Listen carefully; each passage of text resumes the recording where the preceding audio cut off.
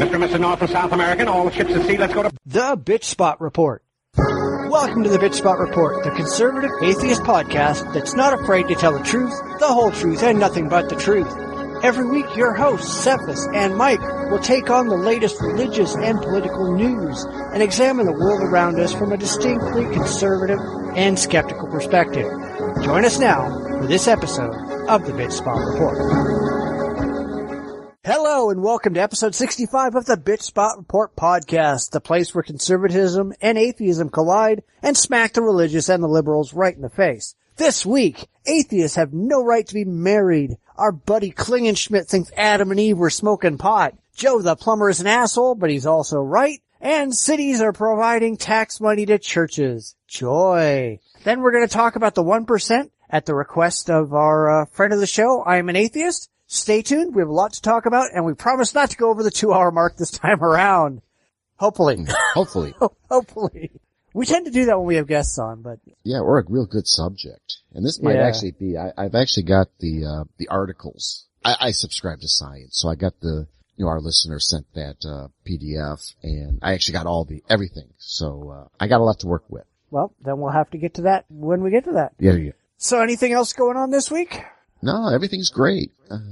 It's been raining here, so it might be a little dicey with the Wi-Fi, but, I'm hoping, hopefully we can muddle through that one, like we do every week. Yeah, pretty much. Nothing really exciting. Ma's doing great. No problems. Work's been going great. I have no complaints. Well, what the hell? But let's get into the show a little bit more. Then my last one's going to be a real doozy. Okay, well we can, I guess we'll just go on and get into the news. And now the news.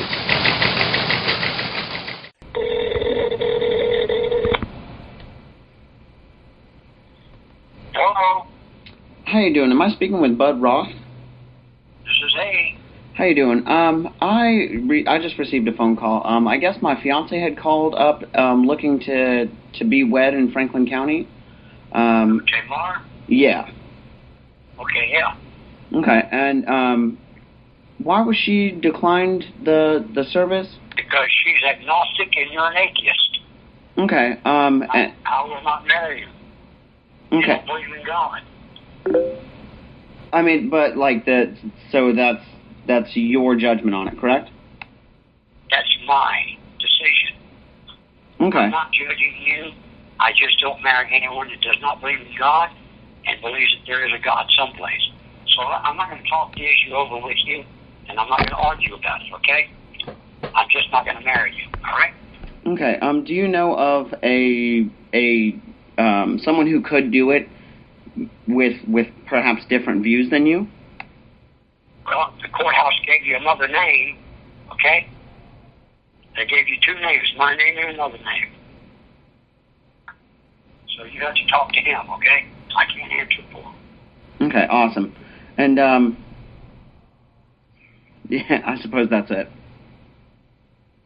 Thank you for your time, brother. Okay. In Franklin County, Virginia, an atheist couple went to the courthouse to get married and were told by the court-appointed officiant that they had no right to get married because they didn't believe in God. According to Bud Roth, he wouldn't marry them at the courthouse, and he offered to marry them at his church until he found out they were atheists. Then he refused to carry out his court-appointed duties at all.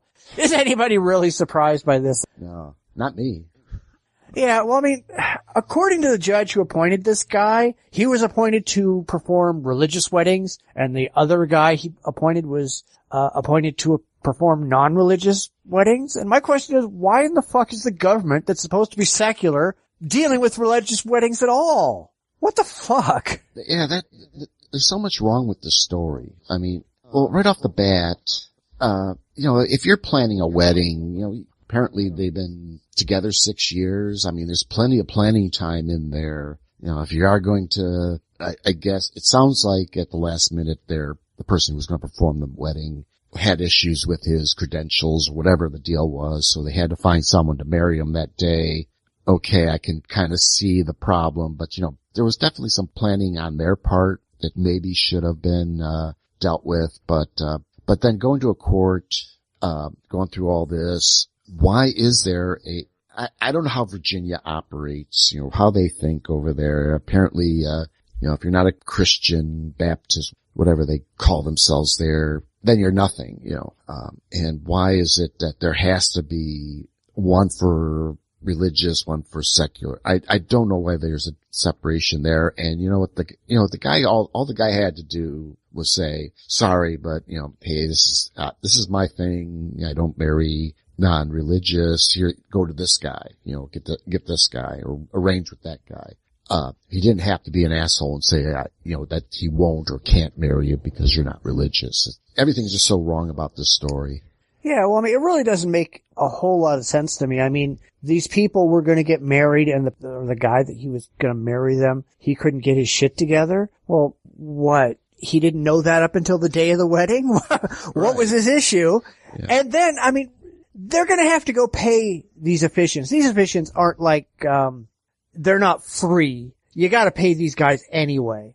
Are we supposed to believe that there's only these two people in the entire fucking state that can marry these people? Exactly. Yeah, like I said, there's so much wrong with this, but then turning into an asshole at the end says, saying, I can't do this because you're not religious. That, like I said, there's just so much wrong with this story that, I don't even know where to even go beyond that, Yeah, well, apparently these guys are paying $500 to the state so that the state will, steer all comers to the courthouse to them or something stupid. It's Probably. Like, what the fuck?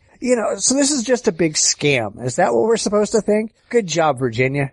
Yeah, I have no idea where this town is. I don't know if it's a big, little, whatever, but... Well, it's a whole county. Yeah, for the whole county. I'm sure it's... whatever. But anyhow, just so much stuff screams wrong with this. That's the thing. Even on top of it, you can't find somebody. Isn't there another judge? Well, it's called go to any church in the place. I'm sure, first off, you could probably find a church who would marry you, religious or not. Right. Number one. Number two, there's got to be a shit ton of people in Virginia who are licensed to marry people, right. Secular or otherwise. It can't be that hard, and granted, they did go off and they did get married with this other guy who was doing non-religious weddings and all the rest of that stuff. And this Roth guy was a complete dick. I'm sorry, but if you're going to put yourself up there as somebody who's officially chartered by the county to marry people, and then you're just going to sit around going, well, I'm only going to marry the people I like, or who believe the shit that I believe, that's kind of dumb as far as I'm concerned. Yeah, ignorant. It's just ignorant behavior. Well, that's all. It's Virginia. Yeah. What do you expect? Right. So I don't really know what else to say with this either. People heard the audio of what happened, and you kind of get to make your own choices. I think that pretty much everybody in this was completely wrong. I think the couple was wrong for waiting till the last minute, for relying on somebody that they didn't know actually could do the job, and for, relying on the courthouse to actually steer them right. Now, granted, they didn't know this guy was going to be a religious asshole when they went to him. Right. And, I give them that much credit. The guy really did, he could have just simply said, sorry, I don't do this. I don't marry atheists, so you'll have to go and talk to this guy. And that's all he had to do. He didn't have to turn into an asshole over it. Yeah, well, he's religious. There you go. That's his job, to be an asshole. Yeah, pretty much. Yeah.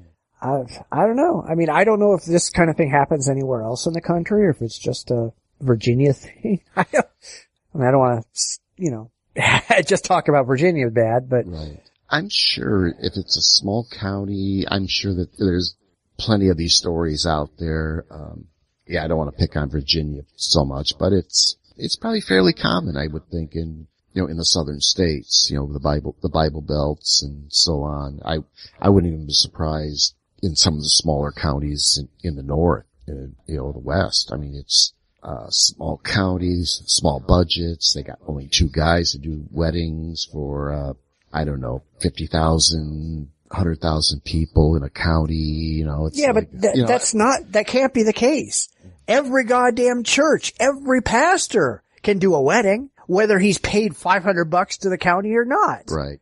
Well, no, I'm just pointing, as far as this court went, then again, they could have went on and found somebody and said, screw this, I can find whatever. And again, this lends to the planning and so on that, plan ahead. That's all that's really at issue here. Plan ahead so you don't run into, this kind of stuff. That's my only take, really. Yeah, well, they could have just gone down to the local Unitarian church and gotten married, and the Unitarians wouldn't give shit one. Right. So, I don't know. Plan ahead and don't deal with the fucking idiot Christians. That's the lesson to take from this. Yes. Avoid Christians as much as possible. Hey, it works for me. Okay, and speaking of nutcase Christians, there are certain weeds in the garden, even in the Garden of Eden, that were forbidden by God. And I'm going to throw out a interesting hypothesis here. Everyone sees the image of Adam and Eve in the garden, right? And there's the snake who tempted Eve, and Eve bit the apple, and she handed it to Adam, and he bit the apple. Here's my hypothesis. Everyone thinks it's an apple. I think apples are healthy. I don't think it was an apple at all. The Bible doesn't use the word apple. The Bible does use the word forbidden weed. So here's my hypothesis. Maybe it was marijuana. How do you know? And biblical scholars may research this and may dispute this. How do you know that the serpent didn't give pot to Eve and say, go ahead, in the day that you eat this, you're not going to die. The fact is, you are going to die. Klingenschmidt speculates that the forbidden fruit eaten by Adam and Eve may have been marijuana.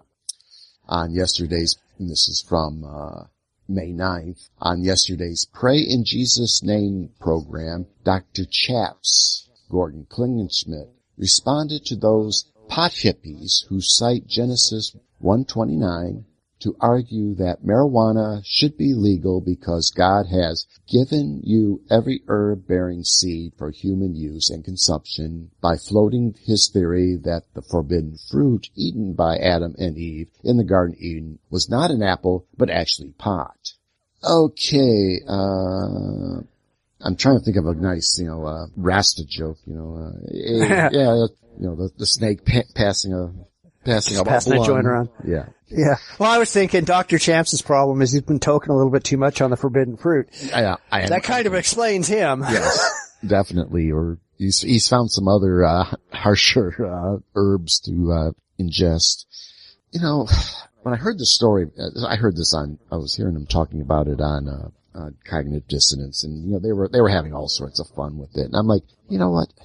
Well, this actually demonstrates I think one thing is that these Christians, not only is everything that they believe is imaginary, but they've added their imaginations to the story. It's like, where do they get, we're talking fruit of a tree in the Genesis story, right? And, how do you go from a tree to a weed as forbidden fruit? He's like, I suspect all these guys are doing is making shit up as they go. Of course they are. And, they're making this shit up so that, I don't know, be relevant. I don't know what the purpose is. That's the big thing. Yeah, well, he is right in one thing that, the word apple is never used in Genesis. Right. We get that interpretation from religious paintings from the Middle Ages. But, yeah, you're right. There's no way to jump from that to, hey, they were just doing a lot of drugs in the Bible, which, alright, that probably explains the vast majority of what's in the Bible in the first place. Or at least explain how it got written. Yeah. It was all a mass hallucinatory drug trip. That's the Bible. Especially when you get to things like Ezekiel, Revelations, somebody was smoking something and not sharing. Yeah, I can just imagine it, whoever wrote, the Noah story. Hey, how about we come up with a story, we have a big boat and all the animals come together as one on the boat. Yeah. Yeah, that works. And then they can float on the ocean for how many days? I don't know. Oh, that's good. Let's make it a year. Yeah. And that's probably how it was written. Those guys at Qumran, or is it Qumran where the Dead Sea Scrolls are believed to be written? I bet you that's what was going on there. They had the pot field next door, the poppy field, a little bit of course, hash, of marijuana, and getting stoned and writing all these stories. That's the only thing I can think. Maybe he is right, who knows? Well, since the whole Adam and Eve story wasn't real to begin with, Right. Obviously that didn't happen because none of it happened. But yeah, I kind of think that there was a whole lot of drugs going on when they were writing this book. And there's still an awful lot of drugs going on for people who read it and believe it. There's something going on there. Yeah, you never know. I don't know. Well, I think we're getting through these pretty quick this week. Yeah. All right, well, let's just keep moving on. Following the shooting in Isla Vista, California, in response to a call from the father of one of the victims for gun control, Samuel Joseph Wurzelbacher, better known as Joe the Plumber, issued an open letter that said in part, "Your dead kids don't trump my constitutional rights." There was an immediate outrage as people thought it was too soon to dare bring up reality, but the fact is, Joe is right. All the dead kids in the world don't trump the Constitution. And I really get sick of this kind of shit going on because apparently the left gets to talk about this thing and throw out their talking points, but the minute the right comes back and refutes them, well, I don't want to hear it. It's all like an emotional, whiny, bitchy nonsense. Right. Maybe not the most tactful thing to do right away, but certainly, it is right. I mean, he is technically right, this is going to be another one of those. Now we're going to have another round of take away guns. No, you can't take away, there'll be that whole, the gun control argument's going to resurface. I mean, maybe he could have done it a little bit more tactfully. I don't know if that's possible because, it's one of, again, for me, this is a weird story. Like I said, I think it might have been too soon. Maybe could have been more tactful, that type of thing. But, he is right. I mean, this is our defining document. This is what we base our laws on. And, the problem wasn't the guns. It was the guy that had the gun and decided to shoot these people. I mean, this guy was clearly a nutcase. If he isn't, then we're all crazy, Yeah. I seen that manifesto. I actually started reading it and I'm like, oh my God, this guy's, why didn't anybody do something about this guy? Get him help, get him something. I don't know, again, if we're dealing with this mental issue thing, that this guy was definitely dangerous and, he should never have gotten his hands on a gun. And maybe then this would never have happened, but it did. And, problem isn't that this guy had a gun to do all this, because it sounds almost like this guy, if he couldn't get a gun, he'd find something else to kill these women. And he did. He killed the first 3 people with a knife. Right. Nobody's out there going, hey, we have to ban knives. That never happens. Right. And, we want to call it the left, the liberals, but, I don't want to blame them per se, but it's definitely going to be this liberal anti-gun bullshit that they always pull off. And say, hey, we got to take away guns. No, these liberals should be saying we need to get these guys mental health or get them into whatever. That's really the problem. And that's actually a liberal thing too, is to get these people help. I mean, that is, I would think, it would kill 2 birds with 1 stone. You'll get people who are having problems, getting them the help they need, and you eliminate, these unnecessary, gun incidences. I mean, maybe that's too conservative for them, clearly. It makes financial sense. If you can prevent these killings by getting this guy mental health. It's a whole lot cheaper to get him help right away as soon as, you can, versus having this guy go out and kill a whole bunch of people. To me, that sounds like a sensible way of handling it. Yeah, but they don't want sensible. Yeah, they want the touchy-feely, we want to live in the happy world where no guns and we all love each other and blah, blah, yeah. Yeah, well, that's stupid, and I'm really sick and tired of all this emotional hand-wringing nonsense that nobody can dare talk about any tragedy in realistic terms. I'm sorry that these families lost their kids. It's a horrible event, but life's gotta go on. And if Joe the Plumber can't talk about his constitutional rights in the wake of the killings, why should the father of one of the victims be able to turn his loss into a political campaign? Right. The liberals do this shit all the time. They're going, oh, it's insensitive, it's horrible. Why is it insensitive? How is it insensitive for the NRA and other pro-gun groups to speak their minds, but not for the liberal anti-gun groups to do it? If it's insensitive, then nobody should be able to talk about it. But they only want their side to be able to talk. Yeah. I've heard that story before. Is that like the Christians doing stuff like that? You could talk about, it's okay to promote Christian things, but when you go against it, you that's bad. You can't talk about it. They're being oppressed. It's this craziness, I didn't want to bring up these stories, but there's like a movement to have, trigger warnings where you might get offended by a book. So they want books to have warnings, trigger warnings, and they want to put it like on Huckleberry Finn that they may use the N-word, or they might be scenes of rape or whatever. And I'm like, people, grow a set of balls, please. Grow the fuck up. Yeah, I mean, the world is not this wonderful, Star Trek world where everyone works together and everyone loves, everything's lovey-dovey and everything's for the betterment of humankind. No, there's people out there who will screw you over. Our sports teams, you're rooting for your team to win World Series, whatever. I mean, there's going to be winners, there's going to be losers. I mean, I'm from Chicago. The Chicago Cubs, in Chicago, we wear that as a badge, that our Cubs can't win a World Series, it's. Oh yeah. It is okay to lose on occasion. That is life. That's how the world treats us, Yeah. Grow a couple, Yeah, well, I mean, that's really a problem.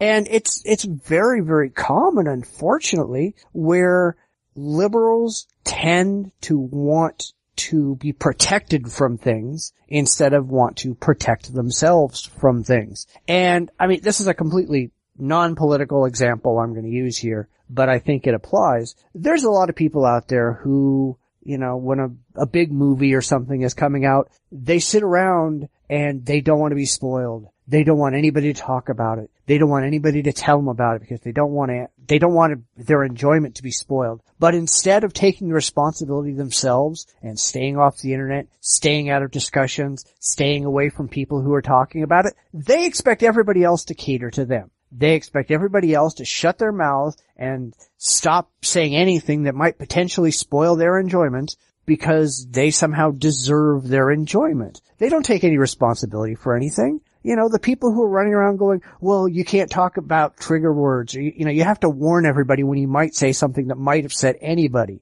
No, if you're likely to be upset, stop going there. Stop talking about it. Avoid people who do it. Take some goddamn responsibility for your own fucking life. I don't get these people. Yeah, when I heard about the trigger word thing, I'm like, my God, we are turning into a nation of pussies. I mean, and that is and apparently that's a trigger word too. So I guess I'm in trouble now. But we're a bunch of wimps. I can understand that rape, murder, if it's your whatever. Those are traumatic events, and yes, there's people who are trying to deal with that situation. But the problem is, if you are still traumatized after years and years and years, you need help. I don't want to be insensitive to the situation, but it comes down to, we do live in a world where bad things happen to good people. Bad people do bad things to good people. There's not a lot of fairness in the world. There are tragedies. We're dealing with a war. We got people coming back missing limbs. We got crime. You may have had your car broken into, house, whatever, depending on where you live and however, things do happen. And we just definitely need to, if there's just a point where, it hurts, it's painful, you lose loved ones. It's painful for a while, but eventually you get over it. And, but not these people. These people never get over it. But yeah, and if they don't, they don't want to get over it. I mean, that's the scary thing. I mean, it's actually, I think, more harmful what these people are doing because it keeps perpetuating that problem. Actually, there was a neat, Nova talking about, post-traumatic stress disorder. And it was really neat. It was interesting because, of course, there's the evolution of the word. It started off as battle fatigue. It was shell shock, battle fatigue, something else than post-traumatic stress disorder. I don't like words that hide the truth. I don't like words that conceal reality. I don't like euphemisms or euphemistic language. And American English is loaded with euphemisms because Americans have a lot of trouble dealing with reality. Americans have trouble facing the truth. So they invent the kind of a soft language to protect themselves from it. And it gets worse with every generation. For some reason, it just keeps getting worse. I'll give you an example of that. There's a condition in combat, most people know about it. It's when a fighting person's nervous system has been stressed to its absolute peak and maximum, can't take any more input. The nervous system has either snapped or is about to snap. In the First World War, that condition was called shell shock. Simple, honest, direct language. 2 syllables. Shell shock. Almost sounds like the guns themselves. That was 70 years ago. Then a whole generation went by, and the Second World War came along, and the very same combat condition was called battle fatigue. 4 syllables now. Takes a little longer to say. Doesn't seem to hurt as much. Fatigue is a nicer word than shock. Shell shock. Battle fatigue. Then we had the war in Korea, 1950. Madison Avenue was riding high by that time. And the very same combat condition was called operational exhaustion. Hey, we're up to 8 syllables now. And the humanity has been squeezed completely out of the phrase. It's totally sterile now. Operational exhaustion. Sounds like something that might happen to your car. Then, of course, came the war in Vietnam, which has only been over for about 16 or 17 years. And thanks to the lies and deceit surrounding that war, I guess it's no surprise that the very same condition was called post-traumatic stress disorder. Still 8 syllables, but we've added a hyphen. And the pain is completely buried under jargon. Post-traumatic stress disorder. I'll bet you if we'd have still been calling it shell shock, some of those Vietnam veterans might have gotten the attention they needed at the time. But it didn't happen. And one of the reasons is because we were using that soft language, that language that takes the life out of life. And I'm actually, it was interesting about the World War I, the shell shock. A lot of the doctors, who had been working with these guys they kept reinforcing the trauma that they were going through on the field. You'd actually see films of them slapping their hands, and these guys would jump under beds. And apparently that's what these doctors were doing. They were trying, they were working with these guys, but then they would do these reenactments, and the guys would keep jumping under the bed. Well, when the cameras went off, and after months, and the doctors actually gave up because they couldn't figure out what's wrong with these guys got up on their own and actually recovered. It was the doctors reinforcing the trauma over and over again that kept them in that condition. And I'm like, oh my God, it's like, is this what we're doing? We're reinforcing trauma, and that's what it sounds like these people do. I can't read that book because it reminds me of this, event in my life, and I can't read this. I can't do this stuff. And all they're doing really is reinforcing that trauma, that initial trauma, and they stay in this perpetual fear, in a mental state that's really unhealthy and dangerous. And I think that's probably more of what's going on, that I think they would love to feel normal again, but they're in a way re-injuring themselves. Maybe it's the attention they get, whatever. But, well, that's exactly it, because the liberals want to keep them as a perpetual victim. Right. It's something has been done to you, and now you have to grab onto that and hold on to it for the rest of your life, because we're just going to be sympathetic towards you forever because something bad once happened to you. And that's not the way fucking life works, Yeah, it's horrible if you get raped, or if you get attacked, or if you get, whatever bad, horrible, awful thing that happens to you. It's a really awful, horrible thing that should never happen. But guess what? It does. And no matter how you've been harmed or injured by that, you need to get over it and get back on with your life, because otherwise you're just going to spend the rest of your life giving power to a horrible thing and to a horrible person or persons who did it to you. You're never going to be healthy or well again. And this is stupid. Exactly. Yeah. And getting back to something you said before about things being too soon. I don't believe in too soon, you know? The time to address an issue is at the time that it's happening. It makes no sense for somebody like Richard Martinez to turn the shooting into a war on guns and tell Joe the plumber he has to wait for weeks or months or maybe never to respond to those claims. I've seen people, and this does go to the whole trigger warning thing, I've seen people who say it's too soon to talk about 9/11. You can't joke about it. You can't talk about it. You can't criticize anything that went on because it's too soon. There's probably people out there who thinks it's too soon to talk about World War II, you know, but fuck you. Yeah. Yeah. There's probably a point. I think in this case, you know, like, I mean, he was responding to someone else. So, you know, I think maybe a little bit of careful could have been, but it, you know, in a way, it can be too soon, but you know what? I mean, once the genie's out of the bottle, okay, soon is now, as far as I'm concerned. So I'm just saying that for other people who are looking in on this tragedy and seeing the story unfold, it may have been too soon for them to hear this guy talk. And then they don't have to listen.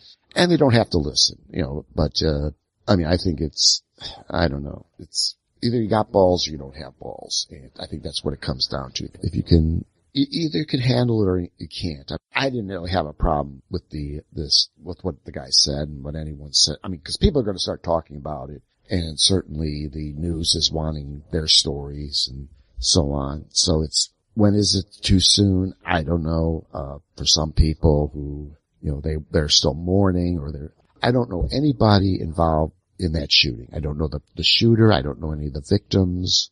I don't know any of the victims' families. It's not my dance, you know. So anything that comes out, I'm like, okay, it's not a big deal. It's a tragedy. Yes, it's bad, but it's, you know, to be honest, there's not a lot I can do not a lot I could have done to stop it. There's not enough I could do after the fact. Am I supposed to feel bad about it? Maybe a little bit, but you know, it's not my dance. Yeah, I mean, I feel bad for the people who lost family members, just like I would any other tragedy that goes on, you know. If there's a big pileup on the highway, I'm going to feel sorry for the people who lost family members in that pileup. But I'm not going to let those people stand up and say we should be able to dictate public policy because we lost somebody in a car accident. Right. No, you know, that's not the way that it works. Yeah. And I understand these people are hurting, and I'm sympathetic towards that. These people are probably just out talking out of their asses because they got to talk about it. I understand that, but you know, you can't just say, hey, we get to override the Constitution because holy shit, somebody shot my kid. I'm sorry they shot your kid. I really, really am. The Constitution still stands no matter how many kids get shot. That's the way it works. You want to go out? You want to convince people to pass another constitutional amendment to override the Second Amendment? Knock yourself out. I'll believe it when I see it, because we all know that shit ain't happening. Yeah. All right. Well, why don't we go ahead and do your last story? Oh yeah. I like this story. It's a shame we didn't do this for, when Jim was here, because he's from Morris, and this is his hometown, I guess. Morris provides TIF loan to local church. A Morris church could see financial assistance from the city to add new doors, bathrooms, and a new awning, as well as complete other improvements. The Morris Finance and Administration Committee agreed last week to a loan. I forgot this is the Herald News. They don't know how to write. Living Water Church of the Nazarene. $55,000 from the city's tax increment financing fund to complete the improvements, pending approval from the city council. And of course, mayor and committee, thank you very much. We really appreciate this. Pastor Steve Cook told the committee at a meeting Tuesday. The loan comes from the city's TIF fund, which includes funds generated by the city's TIF district or an area in which property values are frozen. The district's property values are frozen at the value they were assessed in 1986 when the district was created.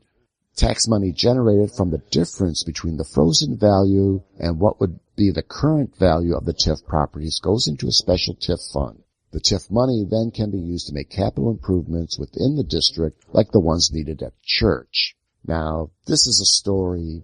Okay, I have to say the Herald News this is from the Herald News, the Joliet Herald News. This is from my hometown area, so I'm very familiar with it, that the Herald News is not known for its accuracy. I want to state that right off the bat. So I don't even know how accurate this story is. But Morris is famous for doing this kind of stuff.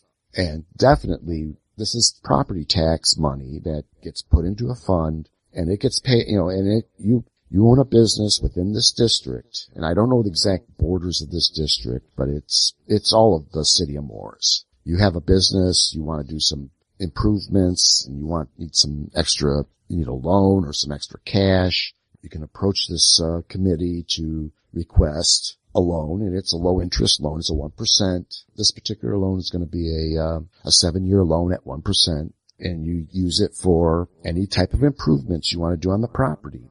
The problem here, of course, the obvious is it's going to a church, a tax exempt entity. Again, I don't know how the taxes get worked in Illinois, but I'm very sure that this fucking church pays zero taxes anyhow into any type of program. And now they're tapping money from the city to do improvements on the property. And there's just so much wrong. There's so much wrong with this. Not only the fact that it is a church, a tax exempt entity, even the way the city of Morris handles this. I mean, the city does take into account, this is just an exterior of the building. The city is probably have been on their case to fix that building up. So maybe this is in part, or the city saying, hey, you got to fix this building up. Apply for this money. We can get it to you and you can do this work. But for any kind of church that, they're taking donations, they're taking in, they're getting money. Why can't they pay for this on their own? Well, I don't really see it that way. I mean, while in general I'm against cities giving money to religion, in this case I really don't see much of a problem because they're not giving tax money away. They're being given a low interest loan that they have to pay back. Right. And it's available to any business in the area for physical upgrades to their building. Right. Nobody's supporting what goes on inside the building. Nobody is supporting the religion. It doesn't matter if this is a church or an adult bookstore. These funds are set aside for repairs. Right. And you're probably right that the city's been bugging them to fix the outside of the building. They said that, like, the marquee from when it used to be a movie theater was really in bad repair. And the outside of the building affects the property values of all the other buildings in the area. Right. So by them fixing their outsides, they're actually increasing the property value of all the different buildings in the area. Right. So I'm sure everybody's happy about that. Yeah, I would say that would be good, but my only problem really is that they probably didn't pay into the fund for other businesses to use. That's where, if they're tax exempt and you can get, your property taxes could be exempt also. Whether they got that or not. See, again, I don't have that information, so I don't know. Maybe they do. Maybe they rent the property, so someone else is paying, so it may be okay. But, there's definitely that this is tax dollars. This is money collected and put into a fund. Of course, it is made available for, so you are right that it is money to be used for improvements and so on. And, but see, again, Morris has not been the most, how would you say it, the most, efficient with this money. They've done stuff, there was a company that they gave it was like $100,000 loan because they wanted to keep the company in business in the city. Well, they took that money and used it to dismantle the building, took all the equipment out, shipped it over to the Philippines, closed the door, filed bankruptcy. The TIF fund was then stiffed for that money, literally. They also used TIF money to relocate the Walmart from a building that was right off the interstate, about a half mile away from the interstate. But since Walmart still owned the building that was moved, wouldn't let anybody move in because they would be a competition to the Walmart. So it sat for 10 years until they finally got I don't know if there was some legal maneuvers, but, eventually a store did move into that property, but it sat there vacant for 10 years. Yeah, but Walmart's still paying property taxes on it. Right. It was an eyesore, basically. You had this big abandoned building as you drive right into town. So Sure, and then the town just has to pass laws that say you cannot have an eyesore. You must maintain that property. right. Well, That solves your problem. right. Well, that's the thing. Walmart never maintained that property. Then you take Walmart to court, you sue them, and you fine them millions of dollars. Right. Yeah. It's not that hard, really. The way the town handled all that stuff, it was, I don't know. To me, that was so screwed up. This whole TIF thing, and I've heard a lot of complaints about how they've used that money. There was something about an old building that they tore down, so a car dealer can expand their lot. But the property was owned by the city. They used that TIF money to improve it, and basically the car lot was using it and not paying anything for it, but they were paying for the loan. I don't know. There was some weird stuff about that, but it's just they've done such weird things with that money. So it's like, I gotta wonder if there isn't something funny going on here, and especially with the church. But then again, Morse is a small town. They get away with a lot more than perhaps, other bigger towns. I've never heard of any, church getting special treatment in Shorewood or any of the other towns nearby. So there was a bit of a kerfuffle over a church going in, and they wanted to, they wanted to, something had to do with a easement and a setback and all this, and they wanted to get an exemption, and the city wouldn't give it to them. And eventually it died. They wanted a bigger parking lot there was something going on there, but the city said, no, you can't do that. You gotta keep that easement, because I think it butted up against a wetlands type thing, so they were really, pretty, adamant about that, but that's outside of Morris, so, it's concerning how I keep hearing and I should probably admit that a lot of it is rumors, so who knows what's really going on in that town. So I probably shouldn't be as critical, but a church receiving, this is property tax money, which they more likely, unless they are renting the property from somebody, they probably never paid into that fund in the first place. But what difference does it make? Because it's not a gift. It's a loan. The city is going to make that money back plus interest. Right. Right. So it doesn't matter if they've ever paid any property tax money into it. That's like saying, hey, I'm getting a loan from the bank. True. What difference does it make? It just bugs me a little bit. That fund, it's supposed to be used because there have been times where they've turned people down for these loans. So it's like, because they didn't have the money there. It's a county that always cries broke. So, it's just this property. I don't know. I'll just leave it at that, because it is a loan, but it's property taxes. It is money from everybody putting in. It is a loan. It gets paid back. Hopefully it gets paid back. Again, there's some bad track record on people paying those loans back. There's been a lot of problems with that. But you can't just think it's going to be a bad loan because it happens to go to a church. No, I'm just saying a bad loan because it's in Morris. Well, then that's Morris, and you're lucky you don't live there. Yeah, exactly. They spend their money weird down there. And yeah. But we just have to be careful not to just say, well, we're just going to pick on churches because they're churches, because we think that what they believe is stupid. They're a business like anything else, right. and we can't forget that. They can sign up for the loans like anybody else, and they get picked or not picked like anybody else without regard for what they do within their building. Right. I don't know. I didn't see as much outrage there, but I'm not as close to it as you are. So. Well, I'm just saying, because like I said, this is tax money that was put in. If they own the property, they didn't pay anything into the fund that they could draw from, because everybody draws from that fund, and it's, I think it's only fair that if you're going to draw from a fund that is created by your existence, I think there should be some fairness that they pay in to that fund that they can draw from. That's my thing. I don't know. I know, at least out here, churches pay property tax, so I don't know what goes on there. You know, they don't pay income taxes on any of the money that they get, but they do pay property taxes. And of course, all the preachers all pay income taxes individually and all that kind of stuff. Right. Yeah. I don't know how it works in Illinois either. So if they're not paying in, that would be my beef. So. Okay. Fair enough.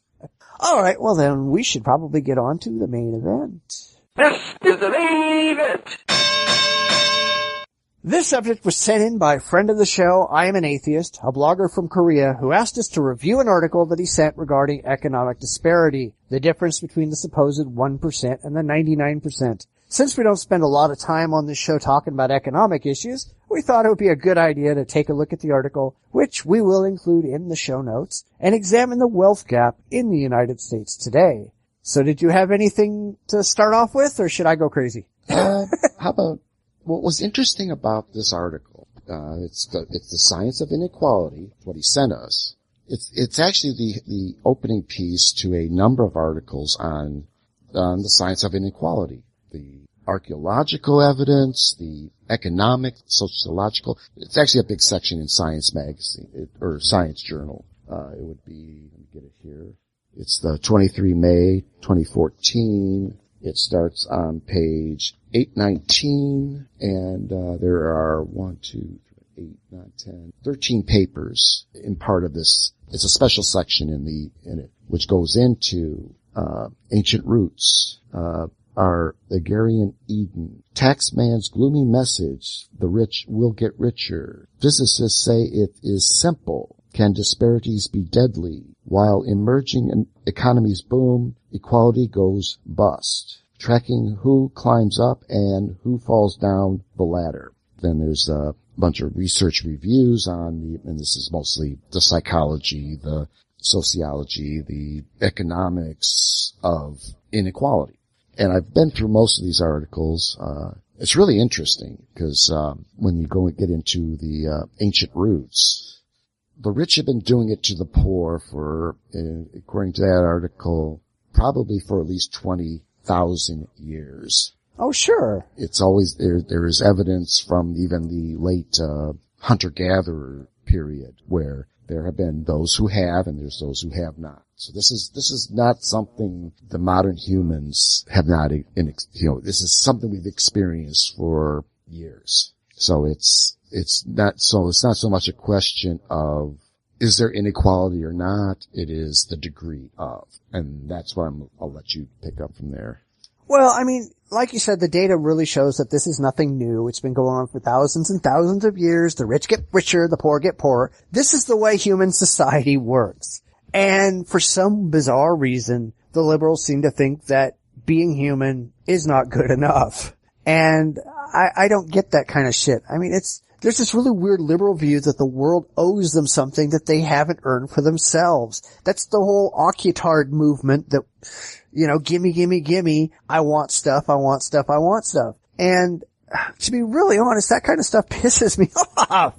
Well, yeah. Well, I'm going to say, when the liberals were in control, the inequality gap in the United States shrunk.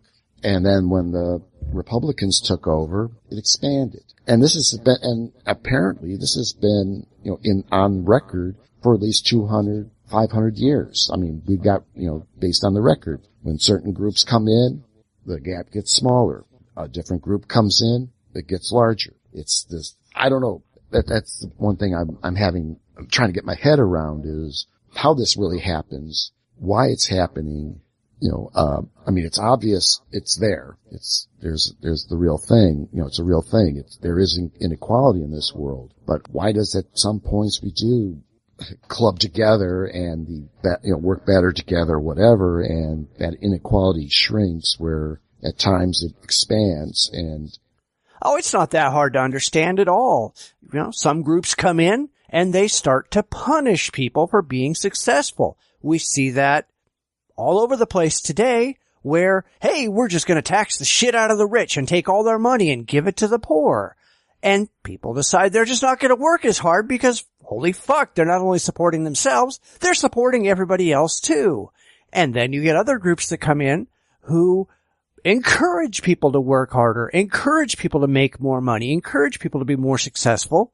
And that's where the wealth disparity gets larger. It's not really that hard to understand. Again, it's, the liberal argument really doesn't make sense to me because it is actually under, what we're looking at now. It is as under Obama, it's been shrinking. And why are they complaining? It's going the right direction for them. But, I guess it's not enough. Oh, it's not magically finished. And that's really the problem is they're looking at equality completely wrong. And we've talked about that on the show before, right, where they want equality of outcome and we want equality of opportunity, where everybody has an opportunity to improve their own situation with their own hard work. They don't want that. They want everybody to just magically be equal across the board. They want everybody to have the exact same amount of money, the exact same amount of power, the exact same amount of everything. They want everybody to have the exact same big screen TV, the exact same hybrid car, the exact same all this other shit. And that ain't the way that it fucking works, people, We've really developed a society of whiners. They want what other people have without having to work for it or earn it on their own. Someone else has something better than you. Well, complain until somebody gives it to you just to shut you up. And we go back to the Occupy movement where they just sat around and complained that they wanted their student loans forgiven because they got out of college and realized they didn't have a 6-figure salary waiting for them. Well, of course not, dude. You got no fucking work experience. You've never held a job in your life. I'm really sorry to burst your liberal bubble, but in all cases, work experience trumps degree alone. But no, we don't want to be in debt because life isn't this wonderful little magical world that we imagine it to be. That's not the way shit works. Well, yeah, exactly. I don't understand. For me, when I got out of school, I had my student loans. I got a job. It didn't pay it. It paid okay. It wasn't bad. Eventually I paid the loan off. I was just from a 2-year college, not really big loans, but, eventually those got paid off. I kept working, throughout my career. I think the worst I've been laid off was, maybe 3 months. That was probably like the worst of it. And I've usually kept a job pretty steady for the past 22 years, 23 years.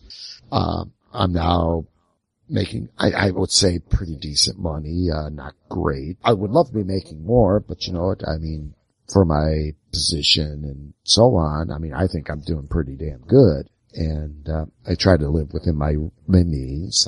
I try not to, I don't need really fancy stuff, yeah, I spend a little bit of money on, electronics and stuff like that, little gizmos, but you know what, I can pretty much pay it with cash. I don't have to use my credit card. It's all, you manage your time, you manage your life. So when you get out of college, you got the big loan payments, get some kind of job. You might have to live off of ramen noodles for an extra year or two, and, eventually opportunities present themselves. Be willing to grab those opportunities. They're out there. They're available. I am the optimist on this show. There's opportunities. There's whatever. There's definitely ways you can bring yourself up, and you have to want to do it. You just can't sit back and say, gimme, gimme, gimme. No, I'm taking.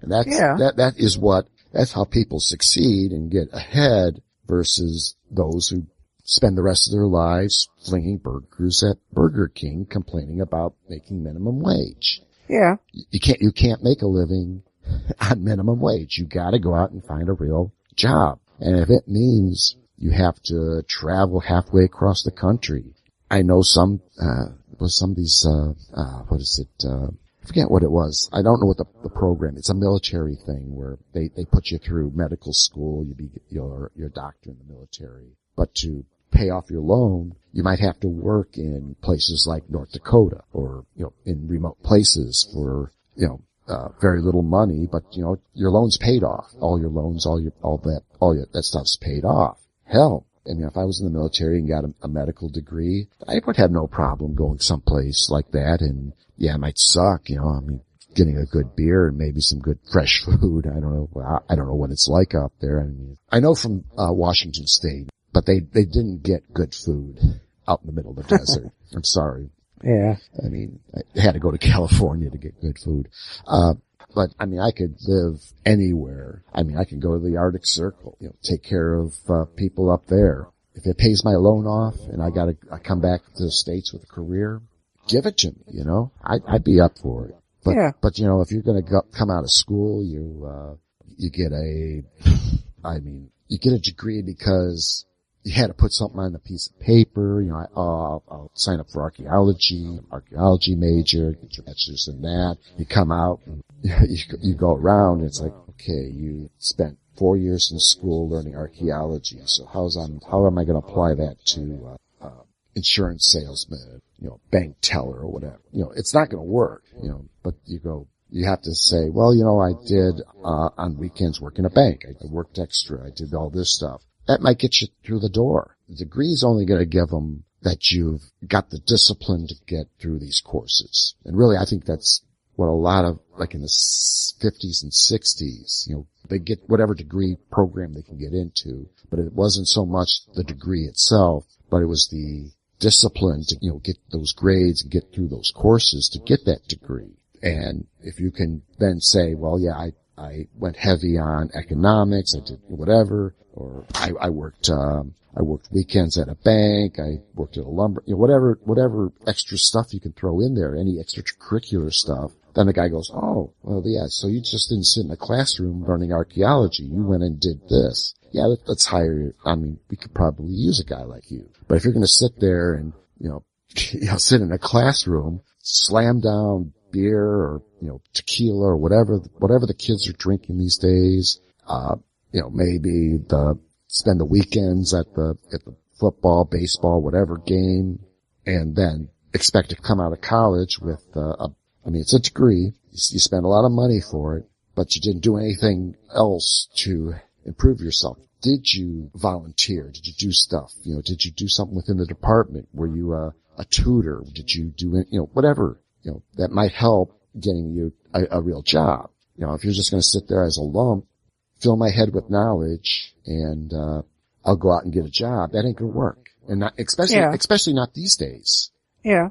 But unfortunately, I think most kids today are just fucking lazy. I mean, they're spoiled and entitlement happy. They think that just sitting on their ass in a classroom for a couple of years entitles them to make a shit ton of money. And it just doesn't. These people don't go out and work. I mean, when I was in college, I worked. I took a full class load and I worked a full-time or more than full-time job. And I slept 4 hours a night for a couple of years because I was always doing my homework. I was always in the classroom and I was always at work. But I paid for everything myself out of my own pocket. I never had a loan. My parents didn't pay a goddamn penny of it. I paid all my own expenses. I bought my own cars. I paid my own gas. I paid my own bills. I did everything. And when I got out, I was fucking debt free and had a degree and had a shit ton of work experience where I had moved up from being your Joe Blow minimum wage worker to somebody who was in management and who was making a lot of money and life was good. Yeah. And they sit around going, well, you can't do that. Sure you can. I did it. I know from personal experience. And I really get sick and fucking tired of these people who want to raise the minimum wage. Why? People don't understand what the minimum wage is for. It's a bargain basement wage for people who are just learning the working world. It's not a place for people to live on their own or raise a family or whatever the fuck else. That's not what it's for. And anybody who's trying to do it is a fucking idiot who deserves what they get. Alright, it's one thing to go through an economic downturn and people who once made a lot of money can't find another job other than making minimum wage. I understand that and I sympathize for it. But the people who have never had anything but a minimum wage job in their entire fucking lives, who've dropped out of school, who've made horrible, awful decisions in their lives, who've gone to jail, who do drugs, they were in gangs, they got every woman they met pregnant with 50 different kids running around out there. You're a fucking idiot and you deserve what you got. I have no sympathy for you. And your equality, you've earned your equality, dude. You're an idiot. Yeah, and see, even on top of it, if you're stuck in a minimum wage job, and now, granted, there are places where that's about the best you're gonna do. I mean, McDonald's, I think are kind of like that. Some of these franchises where you got, but I've seen stories where there's guys that, their people start at minimum wage, but if you do well, you move up. You will actually you'll make better than minimum wage if you put in an effort. If you're there on time, if you're showing initiative, if you're just learning new skills, you're improving yourself.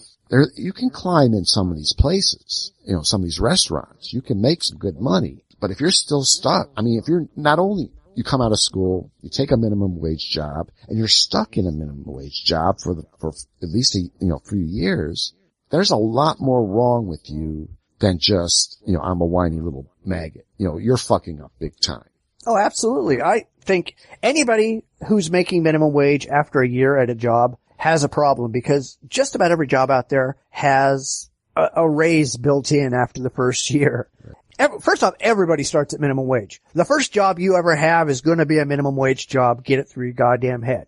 All right. And I don't care if you did that when you were 16 and worked at McDonald's, or if you did it when you were 63 and got out of college because you just wanted to be a perpetual student. And I have a friend who did that. But you're going to start at minimum wage no matter what degrees, what letters you have behind your name, etc. But you move up. If you go work at McDonald's, you'll move up into management at McDonald's if you're not a complete fuck up. You'll quit McDonald's, you go someplace else. You'll get another job based on the experience that you have, based on the work ethic that you've developed, and you will move up. And if you don't move up, it's your problem. You're the one that's the idiot. You're the one that's failing. You're the one that's not proving that you're worth more. Yeah. And that's really the thing, is these articles talk about equality, but only in measures of monetary value. It doesn't look at how many people work equally well, or do equally well in school, or make equally good decisions and don't screw up their lives. They want people to just magically be equal. But you're only equal if you're actually equal. Yeah. Just waking up in the morning doesn't make you equal. It just doesn't. Yeah. Well, that's some of the takeaway I was getting from the other articles. They don't look at the fact that it doesn't say anything. It doesn't say anything like, all it is, it is a science. It's science research. And some of them are even meta-analysis. So they're really very, I would say, even sketchy because, I guess, the way meta-analysis are done. You might not be dealing with really good results. But certainly a lot of these articles don't get into the fact that, really, and it's not really not really their place. They're just showing the evidence that, there's the inequality. Some countries are more equal than others for some reason. Actually, looking at that chart, those maps in that first article, kind of makes sense, though I'm kind of surprised that Russia and some of the, those seem to be more equal than, but it doesn't surprise me South America is kind of the opposite of the rest of the world. Or not South America. They said South America. South America seems to be very unequal down there, but, the culture down there may, whatever. I'm not going to go into that, but it's, I think what a lot of this stuff, if you take these articles word for word, it's like the 99% are always going to get screwed, and there's nothing we can do about it. And the 1%, that they're always going to be there and they're going to get richer. And that would be the basic takeaway from these articles, but they don't go into why we're seeing what we're seeing. Do we have problems with education, people getting education so they can get jobs? Are there jobs even in the first place? Seeing the United States being kind of middle of the road. It looks like we are closing the gap on inequality, but we're still way down on the list of being equal. But is that because we just went through a major economic downturn? So there's no jobs for people to become equal. If there are jobs, why aren't people getting them? There's nothing in there saying what's really going on. It's just saying, this part of the world is doing good, this part of the world is doing bad. And, I think they wanted to say, well, South America and Africa are not as good in Asia, are not doing as good as the rest of the world. Well, look at the politics in those areas. And a lot of times that's the bigger problem. I mean, Yeah, but that's the thing. You need to look at the states in Europe that they're pointing at as being these really bastions of equality. These are the socialist states that are taking 60, 70, 80% of your take-home pay to pay for all these socialist programs. They're taking all your money. They're taking the rich's money, the people who are making a lot of money, and they're giving it to other people. They're providing it to everybody else as these social programs. And so people aren't really equal. People are being artificially forced into equality. And I don't know, maybe that's what the liberals really want. But that's fucking stupid. yeah, if I'm reading this right, looking at some of these, trying to see it, I think Nigeria is in pretty shitty shape. I think they're on the bottom of the list. Yeah. So it's like, yeah, and that's why we get these Nigerian princes trying to send money to Americans. People trying to do what they can do to make money, and there's definitely issues here in general, but you know what? We don't know why, why isn't America, why aren't people going out getting jobs or starting businesses or, I don't know, I mean, doing something, to Well, the problem is that the whole study, all of these charts and all this stuff are flawed fundamentally because they're not really comparing apples to apples. They're comparing apples to, I don't know, well, 747s. Well, again, it is definitely, I mean, I just double check here because, I think it's a meta-analysis anyhow. So again, you're dealing with, you can have good data and bad data mixed in there to solve.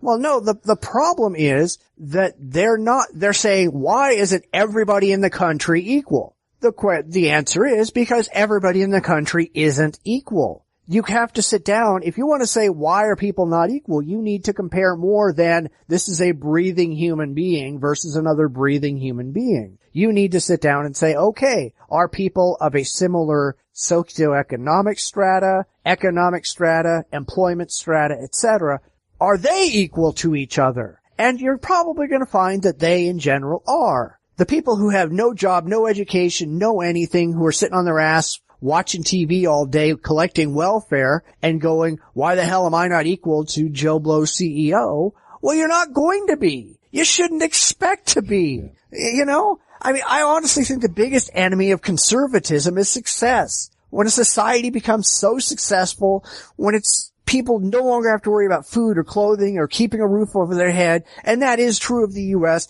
even the lowest of the low, the poorest of the poor, they have so much more than the poor in third world countries, etc. Seriously, there's no comparison. But those countries tend to become more liberal. They don't want to earn things. They want to be given things. And we've seen a shift in this country from people need to earn it for themselves to, oh, they ought to have it just because they woke up this morning. And that's ridiculous. That's the liberal way. That's what is fucking this country up. There's a reason why there are people who are very, very successful, and because those are the people who are out there who are typically very conservative, who are working their goddamn ass off every single day of their lives. Now, there are people who, inherited a bunch of money, and I'm not talking about them. I'm talking about self-made millionaires and billionaires who earned it themselves. And you compare those people to people who are sitting around on the internet blogging for a living, or, the liberals who spend all of their time just sitting around going to, rallies and shit and going, well, we should have shit too. No, you should stop fucking around and go out and earn it. Yeah. Oh, exactly. And yeah, I mean, you're not going to find a job at a, Occupy Wall Street rally. You're going to find it in the offices you're protesting against. Like I said, I'm looking at these articles. There's nothing in there saying why and who and what's really going on in these things. It's just pure numbers. And that's not a way to do an analysis. I mean, and because it is people. I mean, we're dealing with people, how people think, how people act. There's going to be those who, they're going to succeed because they want to succeed. Those that don't succeed are the ones that are wishing for success. Wishing ain't going to get you anywhere. I mean, if you're listening to this, you listen to any type of skeptical show, you know that wishing doesn't work. You've got to work for it. And, if that's how you want, wish all you want, it's not going to put food on your table. I mean, you might convince some, bleeding heart, congressman who might want to, pass a law. Oh yeah, we gotta start feeding the homeless. Okay, well, maybe that's not a bad idea, but it's not a great idea either. Why not get these people off the streets? Because, like, sometimes I wonder, I mean, like, there are those I think we've told, you can't. You just can't. You can't do this, you can't do that, so they're convinced, I can't do that. On the other hand, I think a lot of them, and these are the ones that do, I mean, okay, yeah, they cry about being broke, but you know what, they're typing in blog posts on Apple computers. What does an Apple computer cost? They're probably doing it from a Starbucks or something like that.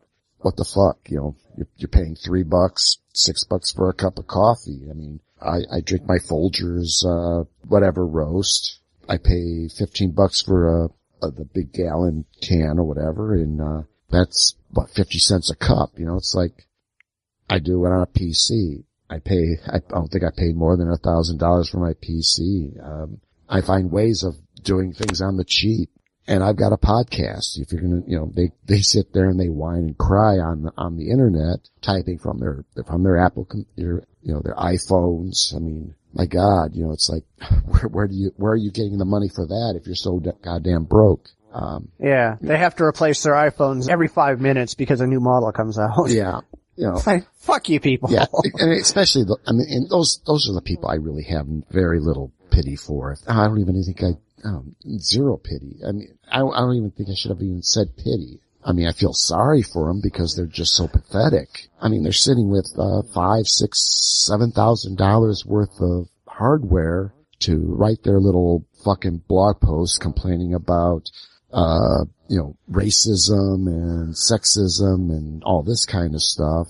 And how everything's unequal and they should have more. And they should have more. And yeah, it's like, you know, fuck you. I mean, that's what it comes down to. I mean, this is gonna be fun, but you know, you fucking people at Salon, you can't fucking read. You don't even read your own fucking articles. You don't even proofread what your writers are writing about. And then these writers complain about everything from inequality to all this people being racist and sexist and all this stuff. You know, it's like, you know, fuck you. Yeah, well, you gotta remember, there's all an agenda. There's an agenda behind everything. There's an agenda behind these articles, you know? I mean, as we all know, there's lies, damn lies, and statistics, and Yeah. they're all about the same. And so, all you have to do is look at the agenda behind this article, or all of these articles. I only read the one that was sent to us, but you've read them all. Yeah. And it's very clear that there's an agenda behind it, and they're just cooking the numbers however they have to make it look like their agenda is more reasonable than other things. Yeah, I think other than there's the archaeology, the ancients of the 1%. I think the rest of them are all, it's all numbers. It's all economics. It's all sociology. These are all fuzzy. To me, these are fuzzy science. You know, it's where you can play around enough, and a lot of these are meta-analysis too, so you can play around a lot with these numbers. So what these articles are saying are, and other than the archaeology, because I've been digging really deep into ancient cultures, ancient civilizations, the rise of civilization. So I kind of understand the ancient roots article, and it is pretty good. But again, it is also a meta-analysis. So it's, and they're dealing with, there's some societies that had elites, and others that didn't. There's wiggle room in that article too. I mean, actually I'm going to be rereading this because it is interesting that all this article really proves to me that in the archaeology article is that, there's always been the 1%. There's always been those who, and these are people who, again, this 1% has been the ones who had shown initiative, and they provided a very viable service to the rest of the group, because I think in one case, what this 1% did was protect the fields that they were using, because actually in these earliest times, they were more into herding, but they hadn't yet domesticated grains and started agriculture. So they needed to protect the wild patches of wheat, the early wheat, barley, I forget some of the other grains. And that's what these guys did, or what they believed that these people did, was defend these areas from other tribes, other herbivores, whatever, who would want to destroy these patches. So they really did serve an important role in those early societies. So the 1% isn't bad. There's nothing wrong with being a 1% in the 1%. I mean, I would love to be in the 1%, but you know what? I'm happy being a 99%er. It's just, I'm comfortable with my life. I don't make the kind of money that Bill Gates makes. I would love to, except that turned me into an asshole. I mean, that's about the only thing that money will do. Yeah, well, I mean, the whole thing is the 1%, and it's not just the 1%, but the people who are successful in getting out there and working hard and starting business and all the rest of that stuff, those are the people who actually employ the vast majority of the rest of us. If you look at like the liberals' favorite target, Walmart employs 1% of all Americans work for Walmart. Without Walmart, you're going to have a lot of people out of work. What do you do then? Yeah. Again, a lot of times, at least in my opinion, they don't think. They're not thinking. And actually, it's quite conspiratorial on top of it. I mean, for years, and even today, I mean, people still rail on J.D. Rockefeller, Standard Oil, that this guy was evil and he was he created a monopoly, he controlled, all these oil companies when they got broke up. His fortunes are, I wonder what the number is today, because that money is still out there. I mean, through the the Rockefeller Fund, you can borrow that money that's sitting there. It was made by this guy, which you can get grants and loans or whatever to do research. I mean, he made a lot of money and people didn't like that for some reason. Whether it could have been, I mean, what I think was that he did use some pretty heavy-handed tactics to build his industry, build Standard Oil. But I think a lot of times it was people who weren't smart enough to say, well, if Rockefeller wants my company, I should sell. They hung on to their company. Rockefeller ran him into the ground because there was no way that the little guy could compete. If he would have sold to Rockefeller, he would have gotten stock, a little bit of cash, and had a job as a manager of that store or that outlet. Those guys made fortunes, but no, if they didn't want to sell, they got run out. So then they start complaining that Rockefeller was an evil man. No, he's working within the rules. I mean, we changed the rules on him and said, no, we can't have monopolies anymore. So they broke them up. Well, they broke the companies up, but Rockefeller kept the head stock in all those companies. Breaking it up made him richer.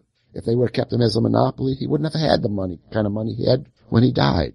And no one thinks about that. Well, I mean, I'm fine with not having monopolies. In fact, I think we've got too many monopolies out there right now because it stifles competition. And, one of the central tenets of capitalism is competition. Right. And people keep forgetting about that. Right. But, yeah, I mean, these people just don't really think about what they say. They just look at, that guy has more money than I do. I want that. And therefore, I should have that without actually having to do all the work that person did to get it. Right. Tax the shit out of them, all that kind of stuff oh, yeah. Whatever it takes to get the money from him into their pocket. And I think what's more hypocritical about it is they say, we gotta help the poor.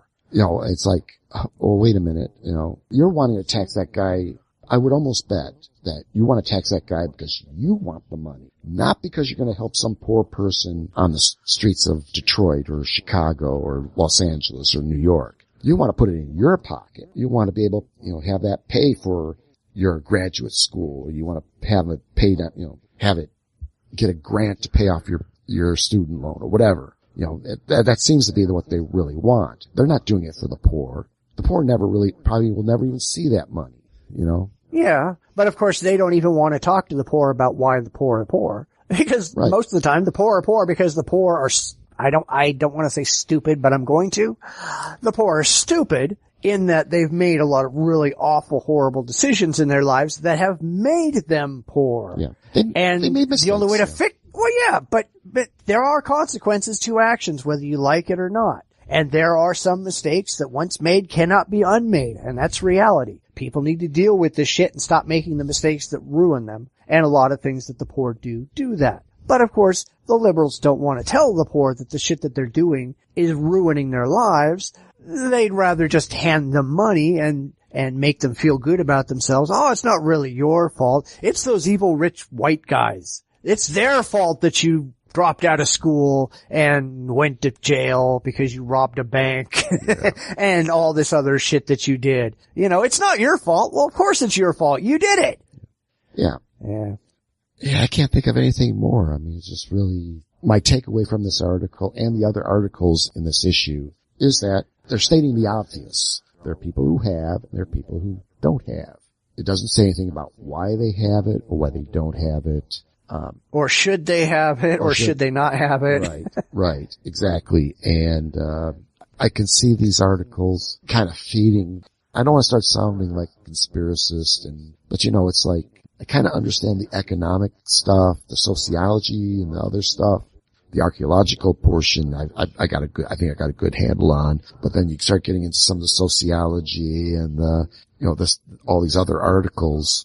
These are areas outside my expertise, so I kind of have a problem. But it sounds like these kind of articles, and I'm gonna sound like I'm against global warming here, but you know, it's like, these are the kind of articles that you would pile onto an issue like Occupy, you know, the Occupy movement. You know, this would be the type of stuff that these Occupy people will latch onto and say, see here, we've got scientific proof that, you know, people are getting screwed by the 1%. And, I guess I try to say a consensus. Again, I don't want to start sounding like a climate denier. I mean, that's what we understand about, global warming, global climate change, all that is, it's a consensus. Every scientist has come out and said, yeah, the Earth's warming. We got problems. We got to figure out how to solve it. It's like, we probably can't. That's the problem, is it's a completely natural thing that's happening that we have no fucking control over, and liberals want somebody to blame, and so they're blaming people when you have no control over the damn sun, the volcanic activity on the planet. You just don't, dude. Yeah. You know, this shit happens. We are infesting the surface of this planet. We do not control it. Sorry, get over yourselves. I am fairly convinced that it is CO2. We got to do something. And, you know, and oddly enough, I think it's a very simple fix, to be honest. It could actually be a profit maker. I won't go into the details because I can talk for hours on that.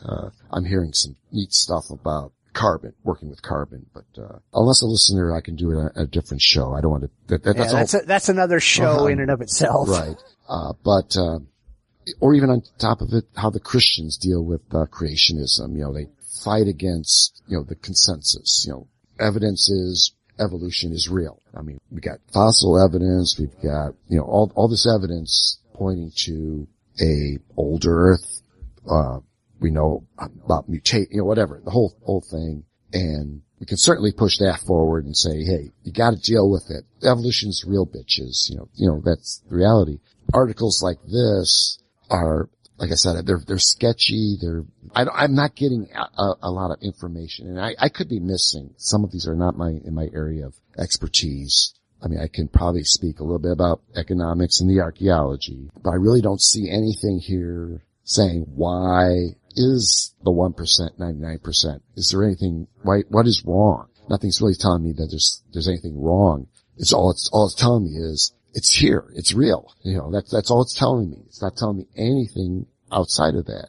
It's not telling you what's wrong. It's not even telling you if there is anything wrong. It's just telling you here it is and we don't like it, so there. Right. And like you were saying about the creationists, because they're actually a really good example of the same thing that these articles are doing. Creationists cook the data. They only tell you the things that agree with them. They don't tell you all the stuff that disagrees. That's exactly what these articles are doing, is they're telling you what agrees with their agenda. They're not telling you all the stuff that would make their agenda look ridiculous. Exactly. You know, they're selling you a bill of goods. They're not, right. They're not saying here is neutral evidence that you can make up your own mind about. We're saying here's what this means, and we're only going to tell you what means what we want it to mean. Right. Oh, exactly. So, I am an atheist. Does that answer your question? Let us know. I wish I could get him on the show. I really do, but he's in Korea and his time is way off. Yeah. So I'd love to get him on the show, but he can't. So I understand it's a shame. that. Yeah. All right. Do we have anything before wrapping up for the week? No, I'm good. I'm happy. All right. All right, well, that was the show. I hope you didn't blink and miss it, since it's going to be a little bit shorter than last week.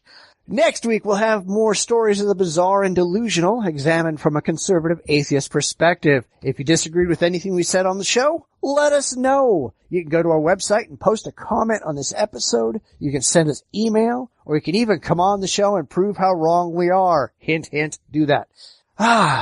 Don't forget to follow us on Twitter, Facebook, Google+, Stitcher Radio, and iTunes. And remember, Pat Robertson's favorite phrase, Hurt the bitch. That's it. So long. Good night. You've been listening to the Bitchspot Report podcast with your hosts, Cephas and Mike. You can follow us on Twitter respectively at Bitchspot1 or at JDRipper1962. Please visit our website at report.jdragononline.com. We're on Facebook at facebook.com/TheBspotReport. We're also on Google+, iTunes, and YouTube. Those links are at our website. We'd love to hear from you. You can reach us via email at report@jdragononline.com. Comments, ideas, and suggestions are always welcome. We'll be back next week with another fun and fact-filled episode. Please tune in again.